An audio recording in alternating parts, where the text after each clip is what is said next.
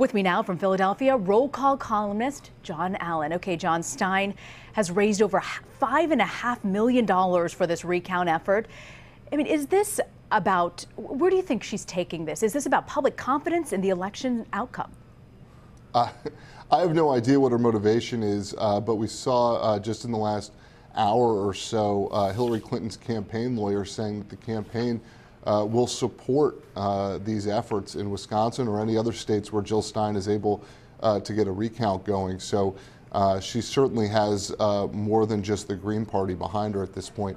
That said, I think it's more likely that I'll be named Miss Universe than that Hillary Clinton will be inaugurated in January of 2017. And she said that's not her goal to get Hillary Clinton inaugurated. But it's interesting, though, that the Clinton campus said Saturday they will participate in these recount efforts. But during the campaign, those on the left were the ones who were critical of Donald Trump and the claim of a rigged system and election fraud. But does this recount effort sing the same tune?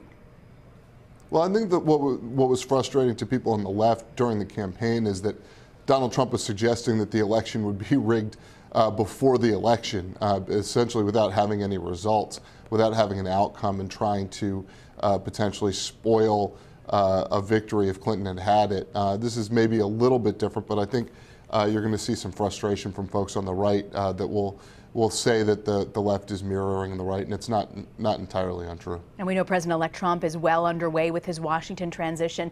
Many of his inner circle folks are divided over who he should pick for Secretary of State. It was interesting. Senior advisor Kellyanne Conway took to Twitter to sort of voice her concern and appeared to be lobbying against Mitt Romney for the position. Is it unusual to have such fierce disagreement over a key position like this? I'm not sure that it's so unusual to have fierce disagreement. The way this is playing out in public, with Rudy Giuliani campaigning for it, with supporters of his essentially campaigning for him and against Mitt Romney, is certainly unusual. Kellyanne Conway is pretty smart, and I think she's got a pretty good idea of what will influence Donald Trump, probably better than anybody else does. So I think she's doing what she can to make that happen. And of course, it's always possible that some other candidate will be named. That Donald Trump will say a pox on both your houses and grab General Petraeus or somebody else. And Conway, I found it interesting, John, that she's using one of President-elect's own tactics by making an argument public through Twitter. Is that something that we've seen before? You know, imitation is the sincerest form of flattery. It's not. It's not terribly unusual for aides to use the media. In this case, it's now social media, because in a lot of ways, social media for Donald Trump has replaced traditional media. It is not unusual for aides to try to influence their bosses through the media. For many, many years, leaks through the New York Times and the Washington Post have been used to do that. So this is a much more public way of doing it. There's not, this isn't a background quote. This is actually a tweet under Kellyanne's name, but I suspect she knows what she's doing. Whether or not she ends up, you know, helping Rudy Giuliani's case or hurting Romney's case is another question.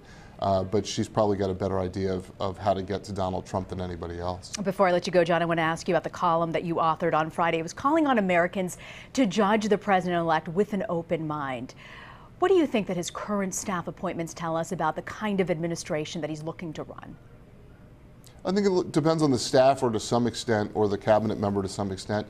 We've seen the appointment of Steve Bannon and Jeff Sessions, both of whom are indifferent, at least, to concerns of minorities about the rise of white nationalists. But on the other hand, you've seen Nikki Haley named very early in the process as the U.S. ambassador to the United Nations, somebody who is not a white man, and somebody who I think represents a lot of the establishment conservative thinking in the Republican Party.